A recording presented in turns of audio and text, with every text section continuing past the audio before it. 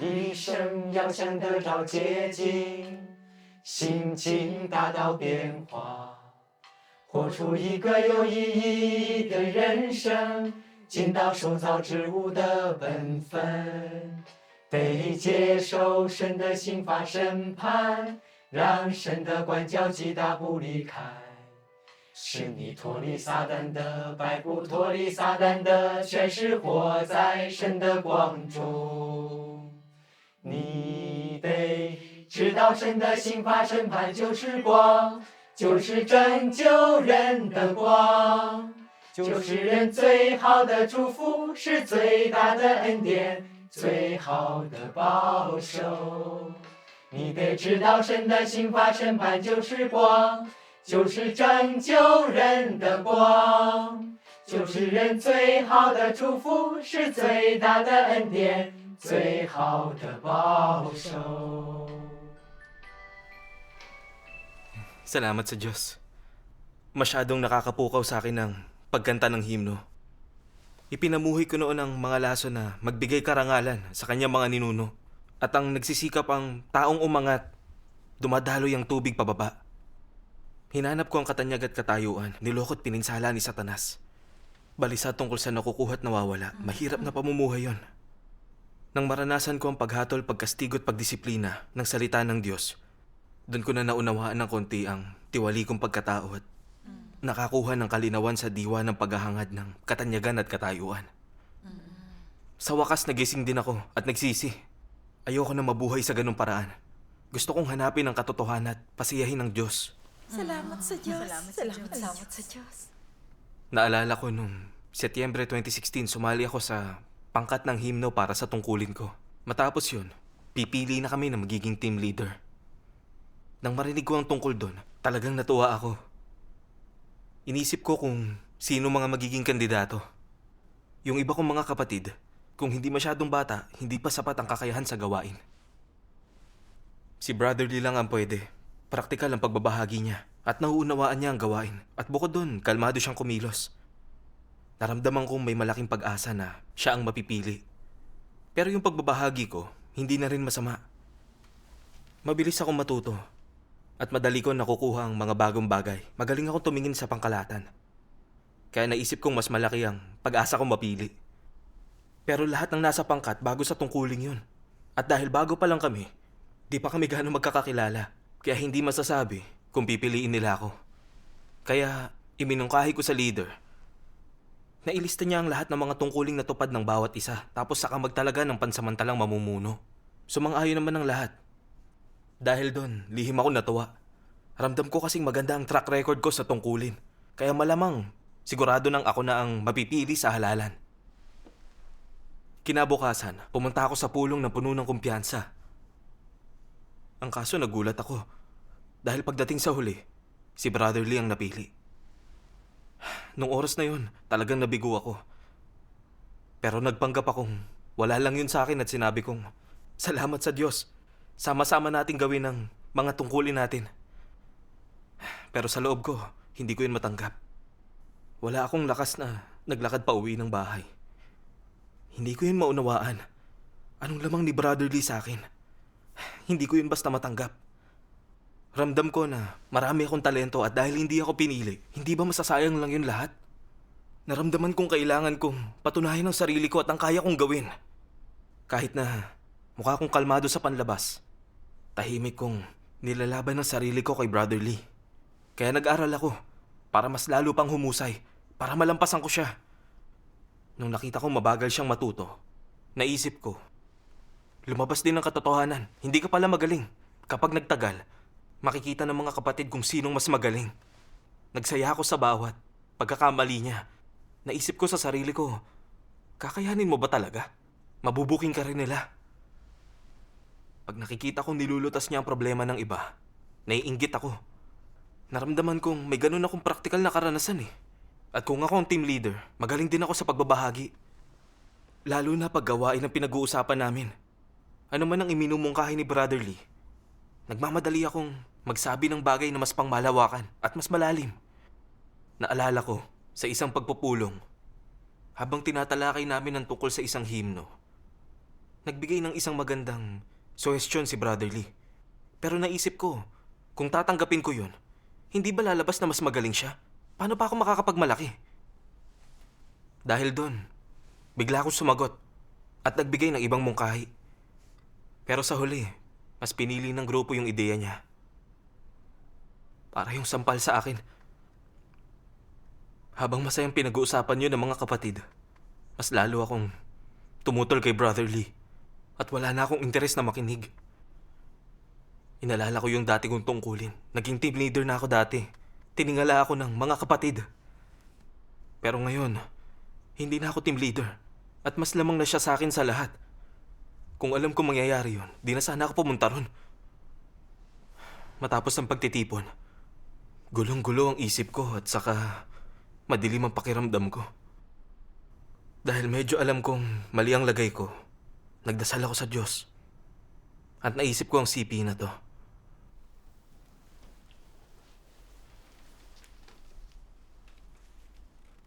Bago ko kayo nilikha, alam ko na ang di pagkamatuwid na umiral sa puso ng mga tao.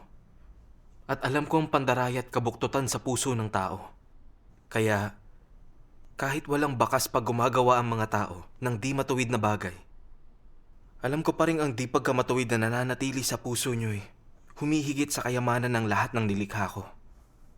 Bawat isa sa inyo'y nakaakyat na sa tuktok ng maraming tao upang maging mga ninuno ng masa. Kayo'y sukdulang di makatwiran at kayo'y naguhuramentado sa gitna ng lahat ng uod at naghahanap ng maginhawang dako. At nagtatangkang lamunin ang mga uod na mas maliliit kaysa sa inyo. Kayo'y malisyoso at masama sa inyong mga puso. Hinihigitan ng mga multo na nakalubog sa pusod ng dagat. Kayo ay namumuhay sa ilalim ng dumi ng hayop. Ginagambalang mga uod hanggang sa wala ng katahimikan ng mga ito. Nakikipag-away sa isa't isa at pagkatapos ay kakalma. Hindi nyo alam ang inyong lugar. Gayon may naglalaban-laban pa rin kayo sa isa't isa sa dumi ng hayop. Anong mapapalaan ninyo mula sa ganyang pakikipagtunggali? Kung totoong meron kayong paggalang sa akin, paano nyo magagawang mag-away-away sa aking likuran? Gaano man kataas ang katayuan mo, hindi ba't isa ka pa ring umaalingasaw na uod sa dumi ng hayop? Makakaya mo bang magpatubo ng mga pakpak at maging isang kalapati sa himpapawid? Nilantad na ng salita ng Diyos ang kapangitan ng pakikipagpaligsahan ko para sa pangalan at pakinabang. Nilamon ako ng ambisyon mula nang sumali ako sa grupong yon. Ninais ko magkamit ng isang bagay para tumaas ang tingin sa akin ng mga kapatid. At para magkaroon ako ng posisyon sa pangkat. Sa proseso ng pagpili, sinubukan kong gamitin ng talas ng isip ko. Kinumbinsi ko ang leader naming magsagawa ng eleksyon base sa mga natupad namin. Nung napili si Brother Lee, nainggit ako sa kanya at kinumpitensya ko siya. Nang may nakita ako mga problema sa gawain niya, di ko pinagtibay ang interes ng iglesia o sinubukan siyang tulungan. Sa halip gustong-gusto ko siyang mapalitan dahil sa inkompetensya na magbibigay sa akin ng pagkakataon. Naging masama ang disposisyon ko at naghangad ako ng titulo at pakinabang. At talagang walang konsensya ang mga kilos ko. Talagang kasuklam-suklam yun. Talagang sinisi ko ang sarili ko nang matanto ko ang tungkol doon. Nagdasal ako sa Diyos. Naggabayan niya akong isagawa ang katotohanan para di na ako maigapos ng tiwali kong disposisyon. Isang araw nabasa ko ang siping ito ng salita ng Diyos. Para sa inyong tumutupad sa tungkulin, gaano man ang pagkaunawa mo sa katotohanan, para pumasok sa realidad ng katotohanan, ang pinakasimpleng paraan para magsagaway, isipin ang interes ng bahay ng Diyos. Sa ginagawa mo at pawalan ng iyong makasariling hangarin, individual na layon, motibo, dangal at katayuan. Unahin mo ang mga interes ng bahay ng Diyos. Ito ang pinakamaliit na dapat mong gawin. Kung dito magawa ng isang gumaganap sa kanyang tungkulin, paano masasabing ginagampanan nilang tungkulin nila? Hindi ito pagganap ng isang tao sa tungkulin. Tinuro ako ng salita ng Diyos sa direksyon ng pagganap sa tungkulin ko. Napagbitaw sa pagnanasa ako sa titulo at katayuan. At pag-una sa gawain ng iglesia anumang mangyari. At pagganap sa tungkulin ko sa abot na makakaya ko. Doon ko lang matutupad ang tungkulin ng nilikhang nilalang at magiging kawangis ng tao. Mismo. Kung naghangad ako ng titulo at katayuan at pinabayaan ang gawain ko, hindi yun pagtupad sa tungkulin ko. Paglaban yun sa Diyos at paggawa ng masama. Oo. Tama. Matapos yun, nagtapat ako sa mga kapatid ko tungkol dito sa isang pagtitipon. At hinayag ko ang katiwalian ko. Hindi nila ako hinamak ng dahil doon. At nawala yung pader sa pagitan namin ni Brother Lee. Salamat Sa Diyos. Matapos yun, nagbahagi ako sa mga pinangangasiwaan niyang pagtitipon. At nang may nakita ako mga mali sa gawa niya, hindi ako tumawa. Sa halip, nagalok ako ng suwestyon at tulong. At sa tuwing nakikita ko siyang tumutulong sa problema ng mga kapatid, di na ako nainggit gaya ng dati. Naramdaman kong sa bahay ng Diyos papel lang namin ang iba, hindi ang katayuan namin. Tama yan. yan.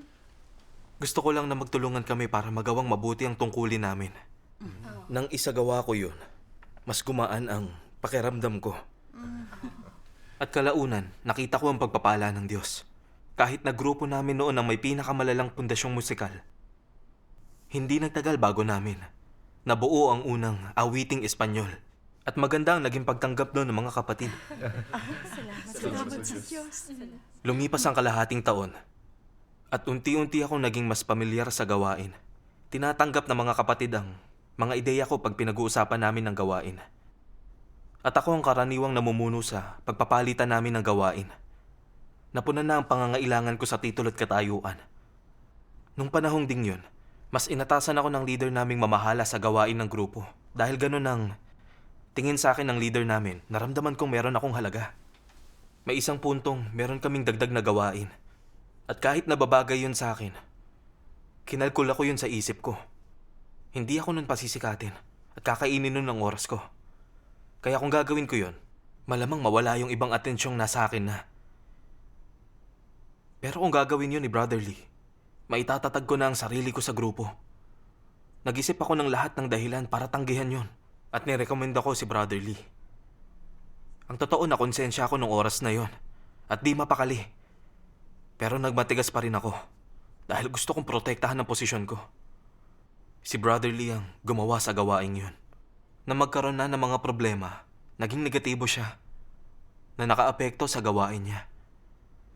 Nang marinig ko yun, hindi pa rin ako nagnilay. Si Brother Lee, di siya nakakasali sa gawain namin. Kaya halos lahat ng problema ng grupo namin sa akin napupunta. Dahil doon yung pagnanasa ko sa titulo at katayuan lumaki. Nakita kong may mga pagkukulang sa gawain ng mga kapatid na humahadlang sa progreso namin. At nabalisa ako dahil doon. Ako ang namumuno sa gawaing to. Kaya pag nagka-problema, anong iisipin sa akin ng leader? Iisipin niya kayang kulang ang kakayahan ko? Di ako nakapagpigil at pinagalitan ng mga kapatid. Ito ba ang paggawa ng tungkulin? Di nyo ba kayang mag-focus? Lagi na lang kayong mali. Naramdaman nilang talagang hinigpitan ko sila. Nung minsan, umalis ako ng ilang araw para tumupad sa tungkulin at pagbalik ko, nakita kong may isang sister na gumawa ng plano ng gawain nang hindi sinasabi sa akin. Talagang nagalit ako. Naisip ko, sobra na to. Wala ka man lang respeto sa akin. Pinagsalitaan ko siya ng masasakit. Samantala, nagsunod-sunod na ang dating ng problema sa grupo namin. Hindi ginagawa ng mga kapatid ang mga ideya ko. Nagbibigay pa nga sila ng puna. Parang isang pang-iinsulto yon, kaya sumiklab na ang galit ko. Dahil mukhang iba naman ang iniisip niyong lahat. Sige, kayo na ang bahala. Gawin niyo ang gusto niyo. Pero oras na pumalpak yan, kayong mananagot dyan. Pagkasabi ko nun, nakaramdam ako ng pagkataranta at pagsisisi. Naisip ko yung tungkol sa pagiging mayabang ko at laging pagkagalit sa mga kapatid. Sasang-ayunan ba yun ng Diyos? Pero naisip ko, hindi ba ginagawa ko yun para sa tungkulin ko? Saka lahat naman may katiwalian. Hindi ako talagang nagnilay sa sarili ko. Kinabukasan napilayan ako habang nagbabasketball. Namagayon na parang lobo at talagang sumakit. Hindi ako makalakad at makaganap sa tungkulin. Doon ko na naisip na posibleng pagdidisiplina to ng Diyos. At doon lang ako nagsimulang magnilay sa sarili. Sa lahat ng panahong yon, naghangad ako ng titulo, nagyabang pinagalitan ng mga kapatid. Nakita ko sa isip ko ang bawat eksena nun, parang pelikula. Nagalit ako sa sarili ko. Ba't di ako nagbago kailanman? Ba't di ko mapigil lumaban at magrebelde sa Diyos? Matapos ang ilang araw, pinuntahan ako ng ilang mga kapatid at nagbahagi sila tungkol sa kalooban ng Diyos. Binasa nila ang siping ito na bagay sa kalagayan ko. Kung may nakikita silang taong mas magaling sa kanila, nagpapasimula sila ng chismis tungkol sa mga ito. O gumagamit sila ng nakakahiyang paraan para di hangaan ng iba ang mga to. At na walang taong mas mahusay kaysa iba. Ito ang tiwaling disposisyon ng kayabangan at pagmamagaling. Gayon din ang kabuktutan, panloloko at katusuhan at walang makakapigil sa kanilang makamtan ng layon nila. Ganito ang buhay nila ngunit iniisip pa rin nilang dakila at mabubuting tao sila. Gayunman, meron ba silang pusong may takot sa Diyos? Mula sa pananaw ng kalikasan ng mga to, di ba ginagawa lang ng mga taong ganito kumilos ang gusto nila? Iniisip ba nilang interes ng pamilya ng Diyos? Sariling damdamin lang ang iniisip nila. At nais lang nilang makamtan ang layon nila. Ano man ang mawala sa gawain ng pamilya ng Diyos. Di lang mayabang at mapagmagaling ang ganitong tao. Makasarili rin sila at napakasama. Wala talaga silang pakialam sa intensyon ng Diyos. At ang ganitong tao ay di nagtataglay ng pusong may takot sa Diyos. Kaya ginagawa nila ang anumang gusto nila at kumikilos ng walang ingat. Nang walang anumang pagsisisi, walang anumang pangamba, walang anumang pagkabalisa o pag-aalala at hindi iniisip ang ibubunga. Hindi sila takot sa Diyos. Naniniwala sila na sila ang pinakamahalaga at itinuturing nila ang sarili nilang mas mataas sa Diyos at sa katotohanan. Sa puso nila, ang Diyos ang pinaka hindi nararapat banggitin at pinakawalang halaga. At walang anumang katayuan ng Diyos sa kanilang puso. Sila bang walang lugar para sa Diyos sa puso nila at di gumagalang sa Diyos ay nagkamit ng pagpasok sa katotohanan? Hindi. Kaya pag ginagawa nilang abala ang sarili, nagbubuhos ng lakas. Anong ginagawa nila? Sinasabi pa ng ganitong tao na iniwan nila ang lahat para gumugol para sa Diyos at naghirap ng matindi. Pero ang totoo, ang motibo, prinsipyo at layunin ng kilos nila ay para sa sariling pakinabang. Tinatangkalang nilang protektahan ang sarili nilang interes. Sasabihin mo bang ang ganitong tao ay napakasama? Anong uri ng taong masasabi mong di gumagalang sa Diyos? Mapagmataas ba siya? Si Satanas ba ang ganitong tao? Anong uring mga bagay ang di gumagalang sa Diyos? Bukod sa mga hayop, ang mga di nagpipitagan sa Diyos ay ang mga demonyo, si Satanas, ang arkanghel at ang mga nakikipaglaban sa Diyos. Talagang tinamaan ako ng malulupit na salita ng Diyos. Nakita ko na naging mayhabang ako, makasarili at tuso. Talagang wala akong paggalang sa Diyos. Pagkailangan ng pagtutulungan sa gawain, alam na alam kong nababagay ako sa ganun. Pero para mapanatili ang titulo at katayuan ko, ginawa ko ang anumang paraan na kumumpromiso sa gawain ng Diyos. Nang makita ko na hinadlangan ng progreso namin ng mga problema sa gawain ng mga kapatid, hindi ako gumawa kasama nila para lutasin ang mga problema. Sa halip, naisip ko na pinipigil nila na mapansin ako. Kaya sinamantala ko na pagalitan sila. At nakaramdam sila ng paghihigpit at nagdusa. Di ko rin tinatanggap ang mga mungkahi nila. Nagmaktol ako at ginamit ko ang tungkulin ko para magbulalas na walang pagsaalang-alang sa magiging epekto nun sa gawain ng iglesia. Ang totoo, wala akong anumang tunay na talento. Ang meron lang ako ay interes sa musika at kaunting kasigasigan. Pero binigay pa rin ng Diyos ang pagkakataong ito para magkaroon ako ng progreso bilang profesional at sa paghahanap sa katotohanan. Sa halip na mahalin yon, nagsikap ako para sa katanyagan. Inatupag ko ang sarili kong interes habang tumutupad kuno sa tungkulin. Ginagamit ang mga kapatid para makausad ako. Wala akong kabaitan. Sa lahat ng mga kilos ko, gumagawa ako ng masama. At nagkakasala sa Diyos. Nakakasuklam at kamuhi-muhi yun para sa Diyos. Nang matanto ko yun, nakaramdam ako ng takot at pagsisisi. Lumuluha akong nagdasal sa Diyos. O Diyos, mali ako.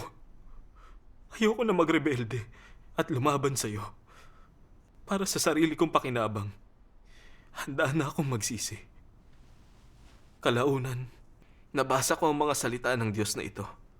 Ano ang ginagamit ni Satanas upang kontrolin ang tao?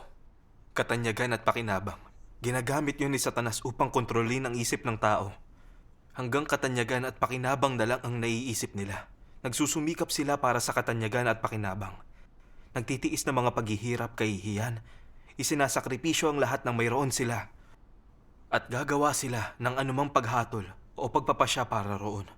At sa ganitong paraan, iginagapos ni Satanas ang tao sa kadenang hindi nakikita. At wala silang lakas ni tapang na alisin ang mga ito. Walang kaalam-alam na dinadala nila ang mga kadenang ito at di makagulapay na lumalakad ng hirap na hirap para sa katanyagan at pakinabang, nilalayuan at pinagtataksilan ng sangkatauhan ng Diyos at lalo silang nagiging masama. Sa ganitong paraan, kung gayon nasisira ang salit-salin lahi sa katanyagan at pakinabang ni Satanas.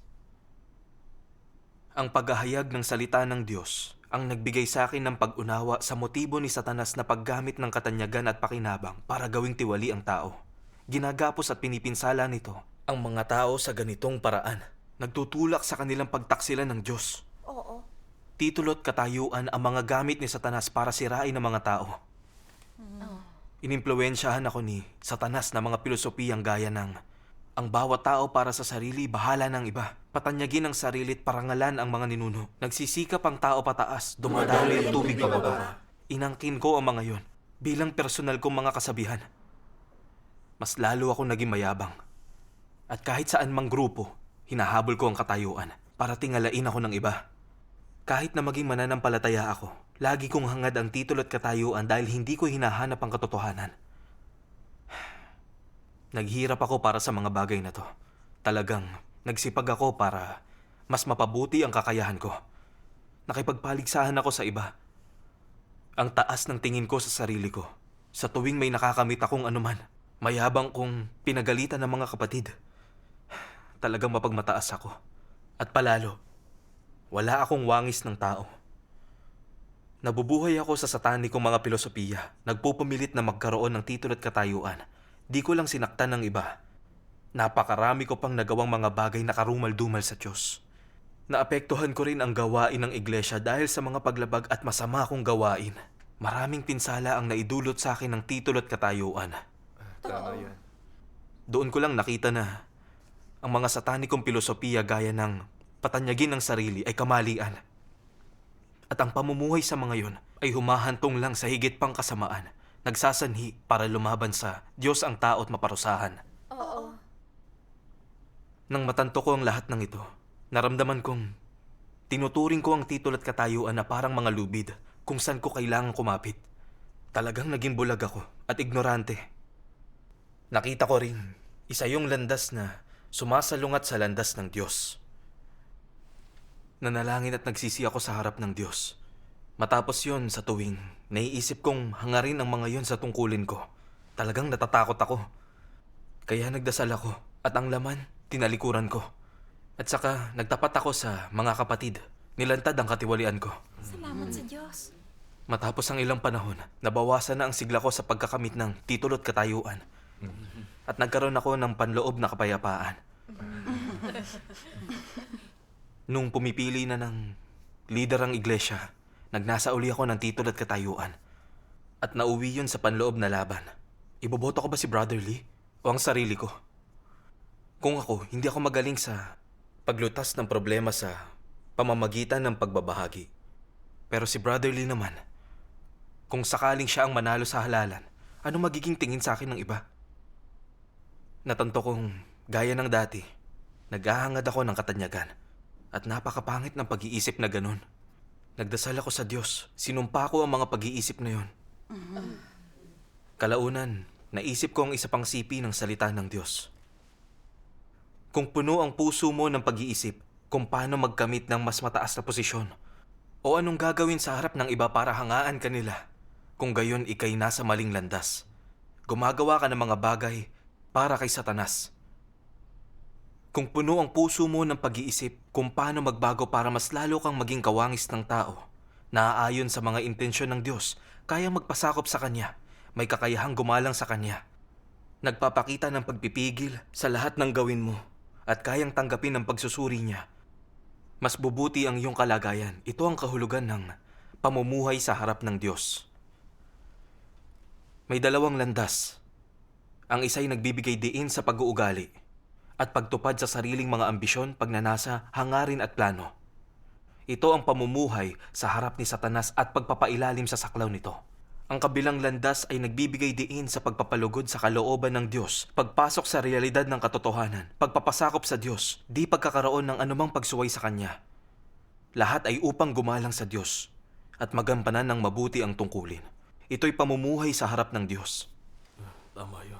Habang pinag-iisipan ko ang mga salita ng Diyos, naunawaan kong ang tinitingnan niya ay ang mga motibo ng mga tao at pananaw sa kilos nila. Kung motibasyon ko'y reputasyon at katayuan at pagnanasang tingalain ako ng iba, kung gayon, landas yon na laban sa Diyos. Di yun maghahatid sa akin sa pagpiperpekto ng Diyos. Oo. Pumahayag ako maitama ang mga motibo ko at mahalal man ako bilang leader o hindi. Handa ako magpasakop sa pagsasaayos ng Diyos at gampanan ang tungkulin ko. Salamat sa Salamat Diyos. Diyos. Nung oras na para bumoto, tinimbang ko ang mga prinsipyo at binoto si Brother Lee. Sa huli siya ang napiling maging leader ng iglesia. Kahit ganon, ayos lang sa akin. Hindi man ako nanalo, wala akong pagsisisi. Dahil isinasagawa ko na ang katotohanan, na itapon ko na ang tanikalan ng titulo at katayuan. Salamat sa Diyos. Nakaramdam din ako ng kapayapa at katatagan mula sa pagsasagawa ng katotohanan. At naranasan kong ang paghatol at pagkastigo ng Diyos ay kaligtasan para sa akin. Salamat sa Diyos. Salamat sa Diyos.